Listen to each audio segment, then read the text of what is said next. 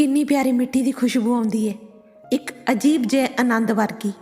अज थोड़ी जी बरसात पई तां खिड़की विचों दी बड़ी प्यारी खुशबू आई। यह स्वाद बयान नहीं किया जाता, सिर्फ महसूस किया जाता। क्लास विच बच्चियां ने भी यह खुशबू का भरपूर आनंद लिया। खुशबू नूं महसूस करके एकदम 3-4 बच्चे इकट्ठे बोले, ए मिट्टी की खुशबू आ रही है। ए मिट्टी की खुशबू सानू हमेशा अपने वाल खिंचती है, फिर चाहे असी वतन विच होइए जां वतन तो परे दूसरी धरती ते होइए। ए प्यारी जी मिठी जी महक सानू सदा ही अपने वजूद नाल जोड़ के रखती है। इस मिट्टी की खुशबू विच किन्नी अपनात भरी हुंदी है। ए मिट्टी का मोह ही आ जो सानू दूर दराडे बैठिया नूं भी अपने वतना नाल जोड़ी रखदा। इंसानां वांग रंग ते गुण भावें इलाके अनुसार वखरे वखरे आ, पर अपनात दी महक इक्को ही आ। हलीमी विच रहिंदी है पर उड़दी उदों आ जदों तूफान आवे। उंज किसी नूं कुछ नहीं कहिंदी।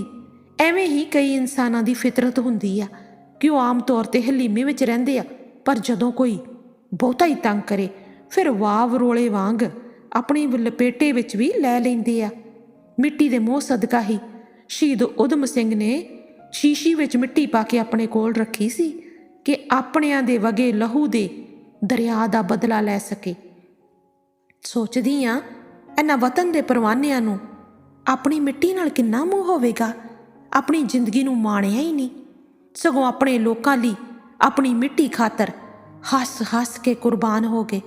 भगत सिंह ने अपनी मिट्टी विच दमूखां बंदूकां बीजण दी गल भोले भाई कही होवेगी, पर की पता सी कि वतन दी मिट्टी नूं आज़ाद करवाउण लई उहनूं सचमुच ही यह खेती करनी पवेगी। पर जवानी विच यह जिंदा दिल इंसान गलत नीतियां दी भेंट चढ़ गया। अजिहे कई महान योधे हैं जिन्हां दियां मिसालां इतिहास दिंदा है। अपनी मिट्टी खातर ही तां जित भी हासिल कीती। किन्ना कुछ चरिया इन्हां दरिया दिलां ने, पर हौसले नहीं हारे।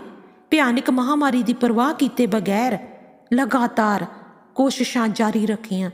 अंत मिट्टी दे मोह दे परवानिਆਂ दी मुहब्बत कामयाबी दा रंग लियाई। पूरे संसार विच अपनी वखरी पहचान दा प्रमाण दिता। कोई किन्ना भी चिर परदेस रह के आवे, आउंदियां ही अपने पिंड जाण लई उतावला हुंदा। अपनी मिट्टी नूं मुठियां च भर के सकून महसूस करदा।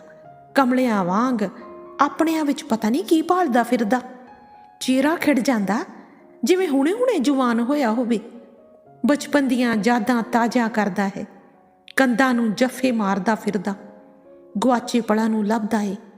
रीझां दी पटारी खोल के मिठियां यादां नूं बार बार ताज़ा करदा। बचपन विच मिट्टी विच खेडियां खेडां याद करके मन ही मन मुस्कराउंदा। मिट्टी विच लिबड़े नूं मां मल मल के नहाउंदी, प्यार दे लफेड़े मारदी, साफ सुथरा रहण लई कहंदी। साडीआं जड़ां तां असल चों मिट्टी विच ही हन। बचपन तो ही इस मिट्टी नाल मिट्टी होना सानू चंगा लगदा। कमाई करन खातर मिट्टी तो दूर भावें चले जांदे हां, पर मन दीआं यादां दी पटारी विच यह खुशबू समेटी रहिंदी आ। इस विच साडे सब दे परखे साडे सब दे पुरखे समाए होए हन। साडीआं यादां दी महक समाई होई है। यह वतन दी मिट्टी दे प्यारे अपनिਆਂ खातर ਲੱਖਾਂ मुश्किलां हस के सहंदे हन। मिट्टी दी इक आवाज़ ते सब कुछ छड्ड के दौड़े आउंदे हन। परमात्मा मेहर करे हरेक अपने अपने वतन दी मिट्टी नाल जुड़िया रहे। शाला वसदी हसदी ते उपजाऊ रहे सब दे वतनां दी प्यारी मिट्टी। लिखत परवीन कौर सिद्धू, आवाज़ जस्सी संधू। फिर मिलदे आ एक होर बहुत ही प्यारी कहानी दे नाल। तद तक लई रब राखा।